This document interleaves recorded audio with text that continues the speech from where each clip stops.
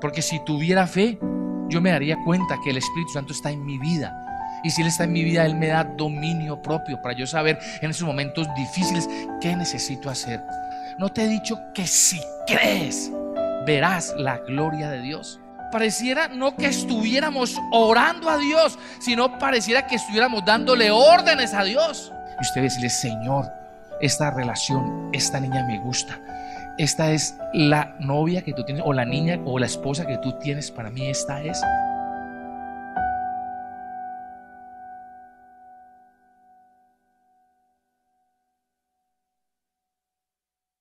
Evangelio de Mateo, capítulo 11, versículo 1. Cuando Jesús terminó de dar instrucciones a sus 12 discípulos, se fue de allí a enseñar y a predicar en las ciudades de ellos. Y al oír Juan en la cárcel los hechos de Cristo, le envió 2 de sus discípulos para preguntarle: ¿eres tú aquel que había de venir o esperaremos a otro? Respondiendo Jesús les dijo: id y haced saber a Juan las cosas que oís y veis. Los ciegos ven, los cojos andan, los leprosos son limpiados, los sordos oyen, los muertos son resucitados y a los pobres es anunciado el evangelio. ¿Amén? Juan, según las escrituras, era el que iba a preparar el camino para que Jesús desarrollara su ministerio, para que Jesús viniera y desarrollara el ministerio que venía él a desarrollar acá en la tierra. O sea, y él empezó a preparar y empezó a predicar de Jesús y empezó a predicar del reino y empezó a predicar del que venía, que era mayor que él, que necesitaba menguar él para que él creciera. Empezó todas esas cosas. Pero llegó un momento de su vida, o sea, Juan entendió que el Mesías era Jesús y empezó a hablar de eso. Pero llegó un momento en la vida de Juan que cuando se miró estaba preso. Y él decía: yo preso aquí y supuestamente yo debo anunciar a Jesús. Y empezó a sentir dudas. Si era el Mesías, si era el tiempo, si sí o si no. A tal punto que fue y envió a que le preguntaran a Jesús si era él el que iba a venir o no. Porque él no podía entender que como Jesús, el que iba a venir a reinar, el que iba a venir a desatar, a tomar la autoridad, a establecer un reino, y él era la persona que según las escrituras se había designado para que fuera y expusiera eso, para que la gente lo recibiera y entendiera. ¿Cómo él iba a estar preso? O sea, cómo él, si le estaba sirviendo a Jesús, si venía a la iglesia, si se congregaba, si oraba, si leía la palabra, en un momento de su vida estaba en aflicción y estaba preso. ¿Cómo así? No sé si a usted le pasa lo mismo. Si un día escuchó hablar de Jesús, su corazón se llenó de esperanza. Usted empezó a buscarlo, empezó a ir a la iglesia, empezó a leer la palabra, empezó a seguirlo. Y las cosas se le empezaron a enredar. A tal punto que usted un día empezó a cuestionar su vida, su fe. ¿Será que sí? ¿Será que sí eso es lo correcto? ¿Será que sí debo buscar a Jesús? ¿Será que sí debo ir el domingo a adorar a Jesús a la iglesia en vez de irme a trabajar y conseguir plata porque necesito? ¿Será que sí vale la pena que yo siga a Jesús o yo en mis fuerzas busque las oportunidades? No sé si a usted alguna vez le ha pasado. Si eso nunca hubiera pasado, la iglesia estaría llena de personas que han entendido la obra de Jesús. Muchas veces nosotros empezamos a cuestionar, muchas veces nosotros empezamos a mirar las circunstancias, empezamos a decir: hombre, si yo sigo a Jesús, ¿por qué me pasa esto?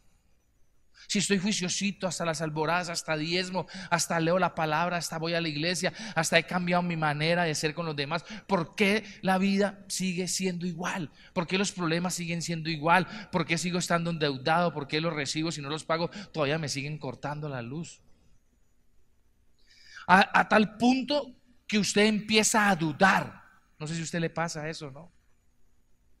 O solo me pasaba a mí, porque no había entendido la obra de Jesús. Y cuando uno empieza a dudar, uno empieza a cuestionar si lo que hace está bien o está mal.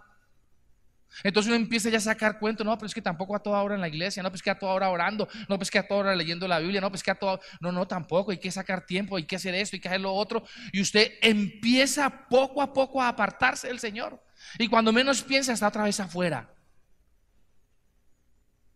O sea, llega un momento tal en que usted pierde la fe. No sé si le pasa eso. Por eso el tema que yo quiero hoy tratar en esta mañana, predicar en esta mañana se llama no pierdas la fe. No pierdas la fe. Usted no puede perder la fe.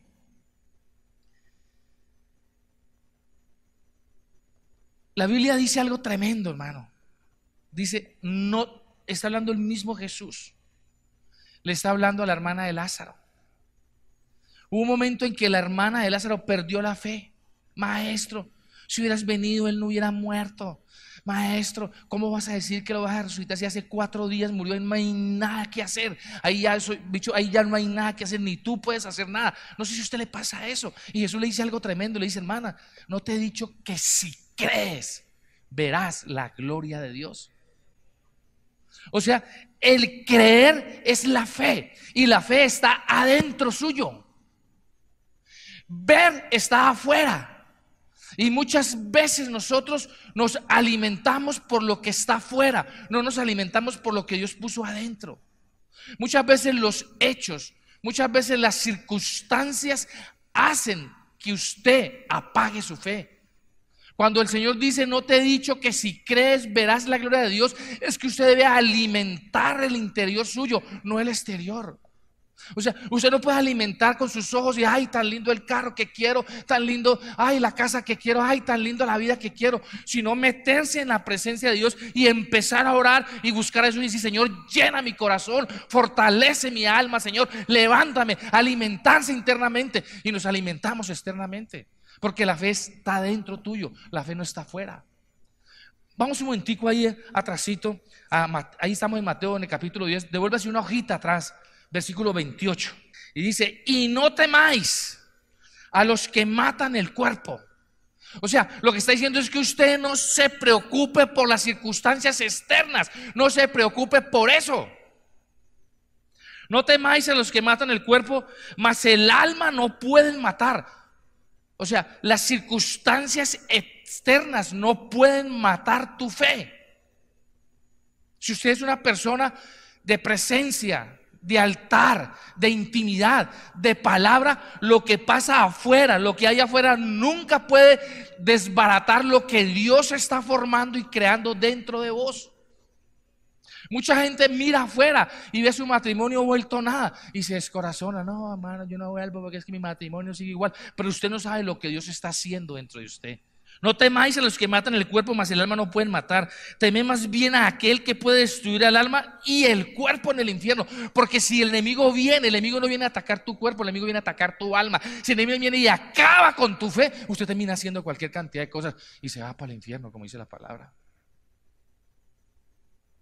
Necesitamos alimentar nuestro espíritu para que el espíritu alimente el alma. Las circunstancias externas no pueden afectar tu fe en Jesús. Por eso tú nunca, iglesia, nunca puedes perder la fe. Nunca pierdas la fe. Amén. Entonces la pregunta sería, ¿por qué perdemos la fe? O sea, ¿por qué usted y yo perdemos la fe? Porque ante cada momento, ante cada circunstancia, ante cada problema, yo obro de acuerdo a mi carne. No puedo un momento pensar y un momento decir, Espíritu Santo, toma el control de mí y cuídame en lo que vaya a hacer y en lo que vaya a decir, sino que simplemente empiezo a decir y empiezo a hablar.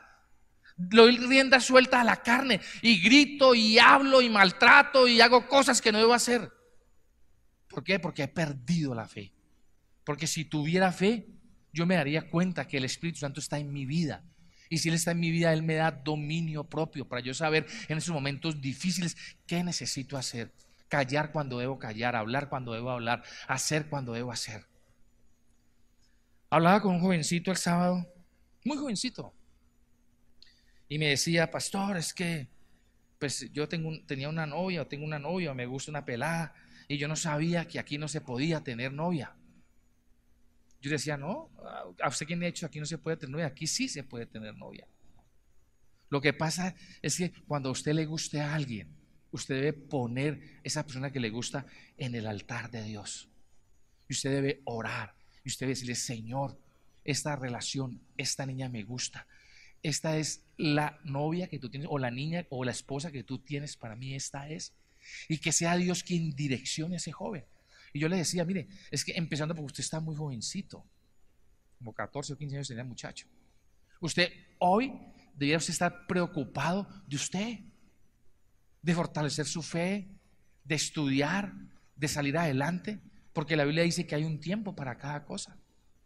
Entonces, ¿ese es el tiempo de que yo tenga novia? ¿O este es el tiempo en que yo me prepare y me capacite para más adelante pedirle al Señor que me dé una esposa a la que yo pueda atender como Él quiere, a la que yo pueda gobernar, en la que yo pueda señorear un hogar, donde yo pueda ser el proveedor?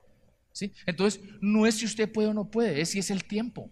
Y yo le decía al peladito, es como si un niño de 2 años quiere manejar un carro. No es que él nunca vaya a manejar, sino que no es el tiempo. Entonces hay un tiempo para cada cosa. Hay un tiempo para yo tener una esposa. Ahora, y me impacta porque ya hemos aprendido de que la Biblia no habla de novias. O sea, nunca hay alguien en la Biblia que haya pedido una novia, siempre pidieron esposas. O sea, las novias son del mundo. Ay, la novia, es que yo necesito una novia, es que si no tengo una pelada, yo no sé a mí qué me pasa.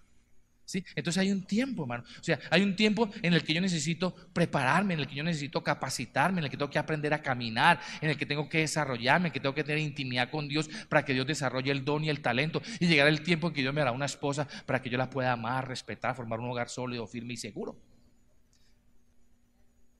¿Ah? El noviazgo no está. La novia sí, porque antes de casarse es la novia. Sí. Es noviazgo. O sea, la Biblia no habla de noviazgos, ¿cierto? Entonces, yo le decía al jovencito, mire, primero, ore a Dios, diga al Señor, esa niña me gusta, ¿es el tiempo de que yo tenga novia?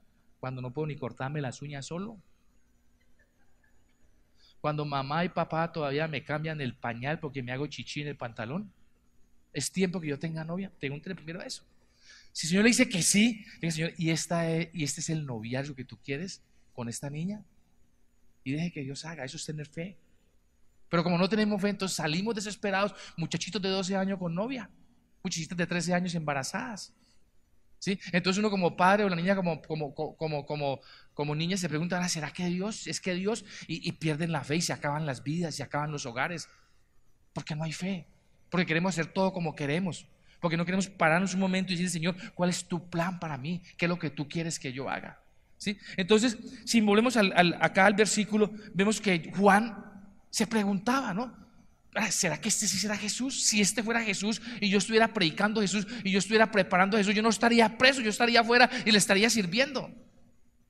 Entonces llegó un momento en que dudó, ¿será que sí? Y hay un momento en nosotros que dudamos. Y esa duda nos lleva a abandonar a Dios, nos lleva a apartarnos del Señor, nos lleva a hacer cosas que terminan por apartarnos totalmente de Dios y nuestras vidas vuelven y se pierden. Amén. Por eso en ninguna circunstancia usted puede perder su fe, porque la fe es interna y si es interna solo la alimenta el Espíritu Santo. Y estamos dando que la fe la alimente las cosas externas. Entonces, si veo, creo. Si tú me das el empleo que yo necesito, Señor, yo me empiezo a congregar. Si tú permites que el negocio reviente y que yo pueda vender y todo eso, entonces yo empiezo a diezmar. Entonces yo quiero ver para creer. Y Dios dice que es al contrario.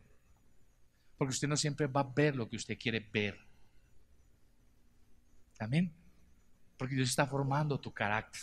Entonces, ¿por qué razón nosotros perdemos la fe?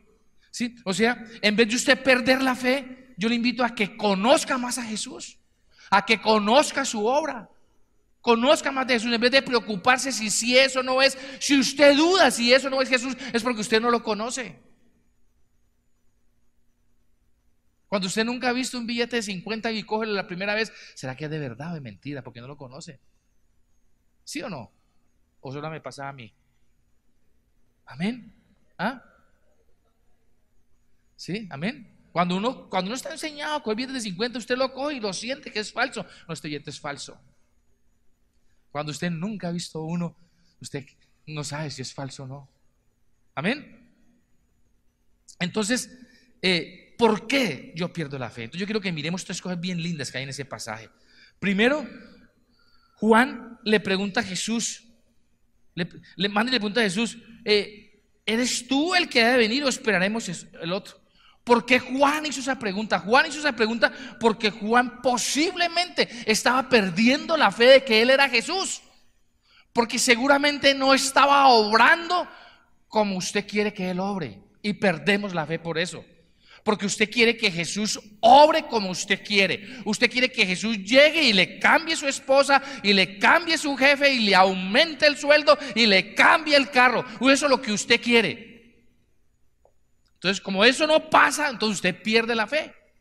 Yo quisiera estar así, yo quisiera hacer esto. Hay gente que viene a la iglesia porque está esperando un milagro. No viene a la iglesia porque viene a adorar a Dios. No viene a la iglesia porque necesita a Dios. Viene a la iglesia porque tiene una necesidad. No está mal. No está mal, es arroz mixto, no mentira. No está mal. No está mal que usted venga por eso. Pero conozca a Jesús. O sea, dese la oportunidad usted de conocer a Jesús. Venga por su problema, venga por lo que usted tiene que hacer, pero conozca a Jesús. Porque no es magia, no es que usted alce las manos y ya, llegué a la iglesia y ya. Entonces muchas veces nosotros perdemos la fe porque nosotros queremos que Jesús, que Dios, que el Espíritu Santo se mueva como yo quiero. Tanto usted quiere que se mueva como usted quiere, que yo le invito a que usted mire por un momento cómo es su oración. Su oración es de agradecimiento a Dios. Señor, gracias porque estoy vivo. O Señor, ay Señor, estoy vivo pero sin zapatos. Estoy vivo pero sin trabajo. Conseguíme un trabajo, Señor. Conseguíme un empleo. Cambia a esta vieja, cambia a este viejo, transforma a ese patrón. ¿Sí? O sea, pareciera no que estuviéramos orando a Dios, sino pareciera que estuviéramos dándole órdenes a Dios. Entonces, cuando las cosas no funcionan como usted cree, usted empieza a perder la fe en Jesús. Y hay promesas tremendas, ¿sí? Hay una promesa de un Salvador. Isaías 9, 6 al 7 habla de que vendrá un Salvador, y esa promesa es para usted y para mí. Mire, hay algo tremendo. En Isaías capítulo 11, de versículo 1 al versículo 5, dice que vendrá un Salvador y reinará con justicia y con poder, porque sobre él estarán los 7 espíritus, dice la Biblia. Entonces, cuando dice que reinará con justicia, yo estoy pensando que lo justo es que toda la creación se acople a lo que yo quiero, es lo justo. Lo justo es que yo tenga una buena casa, que tenga un buen empleo, que tenga una buena esposa, que tenga un buen ingreso, que tenga un buen carro, que tenga una buena finca, que todos me quieran. Sí, eso es lo justo. Porque siempre andamos mirando la justicia afuera, pero cuando Dios habla de justicia, habla de cambio interior. Cuando Dios dice que reinará con justicia, que sí, que Él viene a reinar en su corazón, viene a transformar su corazón, viene a formar ese mal carácter que tenés en un buen carácter. Eso es lo que dice la Biblia. La Biblia también dice, a Juan le decía de que él formaba parte de la promesa, de que él era el que iba a anunciar. Y la Biblia dice que usted y yo formamos parte de la promesa. La Biblia dice que todas las promesas en Dios son en Él sí y en nosotros amén, por intermedio nuestro. En Él sí, en Dios amén, por intermedio de nosotros. O sea, las promesas son para nosotros. Nosotros somos los encargados de mostrar que las promesas de Dios son verdad. Cuando yo demuestro que una promesa de Dios es verdad, cuando esa promesa se cumple en mí, o sea, la promesa es para mí. Eso dice la Biblia. Y muchas veces ustedes, mire, y yo escucho gente hablar así. No, mira, vos tenés que ir a la iglesia, andar a la iglesia. Eso es tremendo, hermano, el Señor es tremendo, Él se mueve y todo. O sea, en mí no hizo nada, pero anda vos, que en vos iba a hacer. Hermano, he escuchado gente así, que habla así. O sea, gente que perdió totalmente la fe, pero recomienda a Jesús. Hermano, vaya, hermano, mire, yo conocí una señora paralítica y oyó.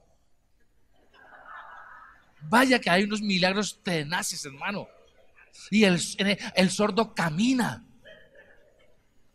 Y usted anda vendiendo un Jesús que usted no conoce. ¿Por qué? Porque su fe se murió. Y usted habla de Jesús y usted declara a Jesús y se le llena su boca diciendo: en mí no hizo nada, no sé qué pasó conmigo, pero vaya que usted lo necesita, usted necesita a Jesús. Eso estaba pasando con Juan. Amén. Por eso perdemos la fe, porque nosotros queremos que Él se mueva de una manera, nosotros queremos que Él se mueva como yo quiero que se mueva, y Él es absolutamente soberano. Él se mueve como quiere. Amén.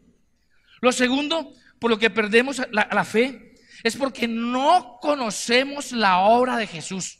Por eso perdemos la fe. Usted y yo no conocemos la obra de Jesús. Usted y yo no conocemos la obra de la cruz. O sea, para usted es tan normal que Él haya venido, ¿sí? Haya hecho milagros y todo lo que hizo, y se haya subido al madero y haya sido crucificado. Para usted es normal. Usted no ha entendido que si Él está en la cruz, si Él murió allí y usted cree en la obra de la cruz, es que usted es libre. No ha podido entender eso. Entonces, como no ha podido entender eso, usted empieza a perder la fe. Amén. En Mateo capítulo 3, versículo 1 y versículo 2 dice: en aquellos días vino Juan el Bautista predicando en el desierto de Judea, diciendo: arrepentidos, porque el reino de los cielos se acercó. Más adelante en el versículo 10 dice: y ya también el hacha está puesta en la raíz de los árboles, por tanto todo árbol que no da buen fruto es cortado y echado en el fuego. ¿De cuál árbol estaba hablando? De usted. Si usted no da fruto, lo mocha y tal. Pero como usted no ha entendido la obra, usted está mirando el fruto es en el otro. Pastor, vengo a la iglesia y mi esposa no cambia. Pastor, vengo a la iglesia y ese jefe no cambia. Pastor, vengo... Y usted está mirando a todo el mundo y no se detiene a mirar si usted no se da cuenta que usted es el árbol al que le van a bolear hacha, porque no ha entendido la obra. Porque usted quiere que Dios se mueva en los demás, no que se mueva en usted. Porque usted, a pesar de que conoce la palabra y a pesar de que había escuchado que la palabra dice: si crees, ves. Usted quiere ver para creer. Pastor, no veo que mi esposa, no veo que mi esposo, no veo que mi jefe, no veo que mis finanzas. Entonces usted quiere que Dios venga con su hacha y le volee hacha a todo el mundo. Pastor, no sé, mi esposa ya no va a cambiar. Pastor, Señor, recógela. Recoge al jefe, recoge al vecino, es un grosero, es un patán, va y pone música toda la noche. Hermano, recién pasados a la casa donde estábamos, hermano, al frente de nosotros Dios puso una persona más linda. La primera noche, hermano, la primera semana, ese man salió al garaje y puso un asador, hermano, y sacó el equipo y puso música durísimo, hizo un asado en el garaje. Y el garaje de él da con el frente de mi casa. Ellos se comían la carne y yo la olía.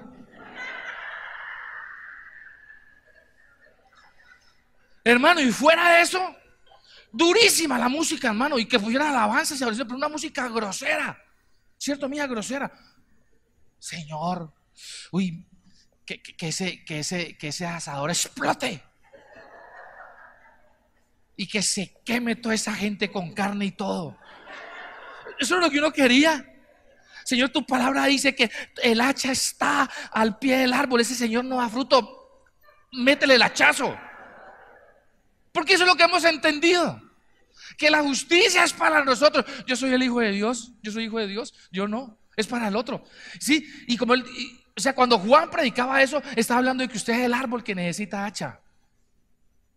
Amén. Y después en el versículo 12 dice: su aventador, o sea, el rastrillo, está en su mano y limpiará su era y recogerá su trigo en el granero y quemará la paja en fuego que nunca se apagará. O sea, limpia la era y quema con paja que nunca se apagará. Señor, va al rastrillo y limpia esa era que no está produciendo. O yo dice que lo rastrillen a ese man y que lo cojan. ¿Sí? Porque nosotros estamos creyendo que cuando Juan el Bautista decía eso, está hablando de la era, lo que usted ve. Señor, limpia, Señor, que cuando yo pase por terreno se conoce usted la era, a usted el que van a bolear rastrillo.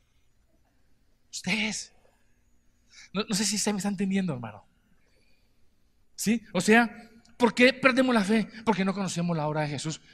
¿Sí? O sea, siempre queremos que Jesús obre afuera. ¿Y sí? Y nuestra queja es: Señor, es que mira que mi matrimonio no funciona, Señor. Y yo ya estoy en la iglesia, Señor, y manejamos estadísticas. Ya llevo 3 años yendo, Señor. Y si calculamos el 10%, ya ha dado como 1 millón de pesos en diezmos. Y no pasa nada con ese mano, con esa mana. Y queremos que Él venga y arregle las cosas afuera. Cuando Él dice que Él te puso a gobernar y señorear, Él te puso a gobernar y señorear. O sea que si lo que está malo no funciona es porque vos lo dañaste. Entonces, ¿cómo le vas a pedir a Dios que arregle algo que vos dañaste? Porque no dice arregla al que daña, arréglame a mí, que yo soy el que estoy dañando, yo soy el que estoy destruyendo, yo soy el que estoy acabando, yo soy el que necesito arreglar, porque yo soy el que estoy gobernando sobre eso. Ese es el rastrillo. Él no va a ir a rastrillar allá, porque viene y rastrilla y limpia allá, usted vuelve y le echa mugre. Ese rastrillo sobre usted.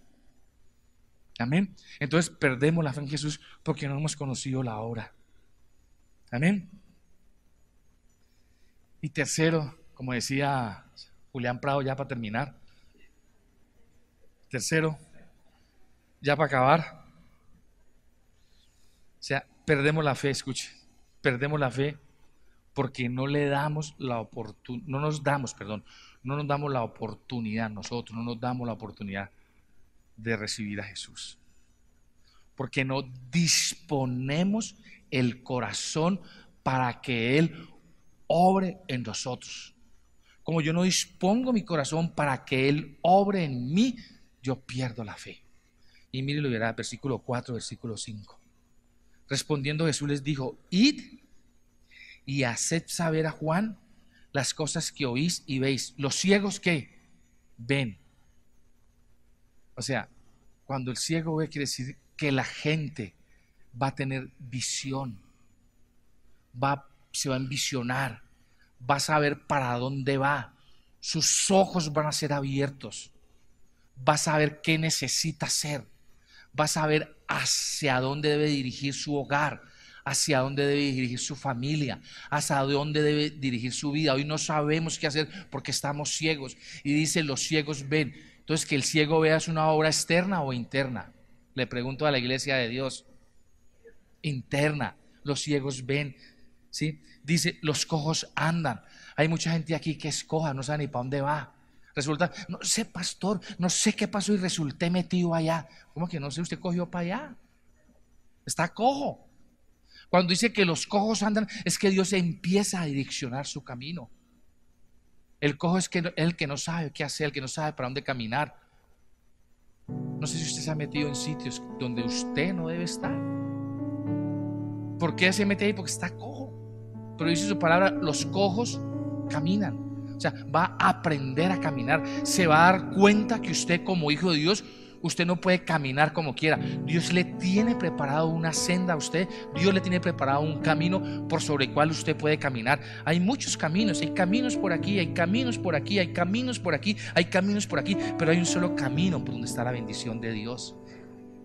Entonces, cuando usted está cojo, usted camina por cualquiera.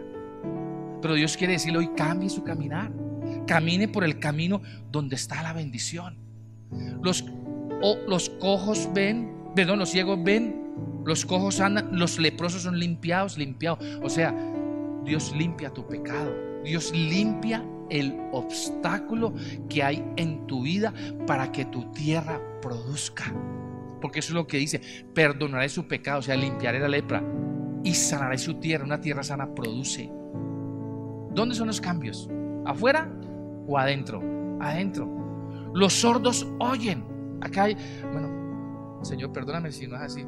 Acá hay mucho sordo que oye la palabra, pero sigue haciendo lo contrario a lo que la palabra dice. Muchos leen la palabra, muchos Dios le habla, pero son sordos. Dios les dice que tienen que hacer y siguen haciendo lo contrario. Son sordos. ¿Dónde es el cambio? ¿Afuera o adentro? Adentro. Los muertos son resucitados. O sea, hay muchas personas que cargan con muertos encima. Las cosas más lindas, hermano, que Dios me ha mostrado en todo este tiempo y que ha sido muy lindo y que yo estoy empezando ahí la experiencia con Dios, es que Dios me ha mostrado que el dolor que a veces cargo es un muerto que yo tengo que revivir, de resucitar a vida. O sea, ¿sí? Muchas veces los muertos que uno carga, Dios quiere que lo resucite. Mi esposa me contaba de un libro que ya está leyendo que decía que el dolor se vuelve un ídolo en la vida de uno. Se vuelve un ídolo. El dolor se vuelve un ídolo. Mire, escuche esto. Y los ídolos no caminan solos. Los ídolos necesitan que los carguen. Entonces, el ídolo es un muerto que usted carga. El dolor es un muerto que usted carga. El temor es un muerto que usted carga. Es un ídolo, un muerto que usted carga. Porque el temor no puede hacerte nada. Vos sos el que le da vida al temor. Entonces cuando la Biblia dice y los muertos resucitan, es que tus sueños, ¿sí?, que se han muerto por el temor, por el dolor, por la soledad, por la angustia, esos sueños van a revivir. Y si esos sueños van a revivir, todos esos ídolos van a morir, todos esos muertos van a caer. No vas a tener que cargarlos. El dolor, la angustia, la soledad, la tristeza, la desesperanza tienen que salir de tu vida para que te des cuenta que estás vivo y que Dios tiene planes de vida para vos. Los muertos resucitan. Tus sueños, esos sueños que usted tenía, que usted cree que ya no se puede porque Dios Mamón le dijo que no hay plata, porque no hay oportunidades. Cuando Dios dice que el que cree en mí, como dice la escritura, que de su interior correrán ríos de agua viva. O sea, las oportunidades no están afuera, las oportunidades están adentro. Y escuche esto: cuando Jesús estaba hablando del que cree en mí, como dice la escritura, de su interior correrán ríos de agua viva, se está refiriendo a un pasaje de la escritura. Es que no recuerdo si es Zacarías o Ezequiel o quién es que dijo de que iban a salir aguas salutíferas. Ezequiel, aguas salutíferas del templo que iban a salir, ¿cierto? Y que por donde esas aguas pasaran, lo que estaba muerto iba a resucitar, lo que no producía iba a producir. Que por donde esas aguas pasaran, que salían de ese templo, por donde esas aguas pasaran, los campos iban a reverdecer, los árboles iban a dar fruto, y esas aguas iban a dar al mar muerto. Iba a haber vida en el mar muerto. ¿Qué iba a producir la vida? El agua que salía del templo. Entonces cuando Jesús dice el que cree en mí, como dice la escritura, de su interior correrán ríos de agua viva, quiere decir que lo que está muerto afuera, cuando usted lo toque, tiene que revivir. Porque la vida está en usted, porque Jesús está dentro de usted, porque en usted es que está la oportunidad de ir al negocio quebrado y poner su mano para que el negocio resucite, ir al matrimonio acabado y poner su mano para que el matrimonio resucite, ir a su hijo que está en adicción, que está en aflicción, que está en cautiverio, y poner su mano para que las rejas caigan, para que la esclavitud se vaya y su hijo resucite. Aguas vivas, de su interior correrán ríos de agua viva. Eso es resucitar. Amén. Y dice al final, dice, y a los pobres es anunciado el evangelio. O sea, al que está sin esperanza, al que no tiene fe, al que cree que todo está acabado, hay una oportunidad. Jesús en tu vida. Sin Jesús no puedes hacer nada. Sin Jesús no puedes caminar. Sin Jesús vos sos el culpable. Pues que eso es tremendo. Mire, sin Jesús vos sos el culpable. Con Jesús la culpa fue de Él, porque Él tomó su pecado. Tu pecado lo tomó y por ese pecado fue crucificado. O sea, con Jesús Él asume la responsabilidad que te tocaba a vos. Pero tienes que entender la obra de la cruz. La obra de la cruz no es solamente para perdón de pecados. La obra de la cruz es para cambio de carácter, para cambio de actitud, para que dejes de hacer lo que haces. Amén. O sea, la respuesta que Jesús le dio a Juan es tremenda. Todo el mundo está esperando un Jesús que venga a reinar afuera, que venga a cambiar todo. Y Jesús vino a reinar adentro. Todo el mundo está esperando a un Jesús que venga a acabar con el malo. Ese no sirve, ese tal cosa, ese no cambia, ese. Cuando Jesús dice que Él vino por el enfermo, que Él vino por el pecador, que Él vino por el malo para convertirlo en el bueno. Y el apóstol Pablo decía algo bien lindo. Decía, este mensaje es digno de ser escuchado. Que Jesús vino al mundo, que Él vino a morir en la cruz, Él vino a su obra, Él vino para rescatar al pecador, de los cuales yo soy el primero, decía Pablo. Yo le pregunto, ¿cuál es el Jesús que usted está esperando? ¿Cuál es el Jesús en el que usted está creyendo? ¿Cuál es el Jesús que te motiva a vos de venir cada domingo a buscarlo? ¿Cuál Jesús? ¿Qué Jesús estás esperando? ¿Un Jesús que venga a hacer justicia afuera o un Jesús que venga a hacer justicia dentro de vos?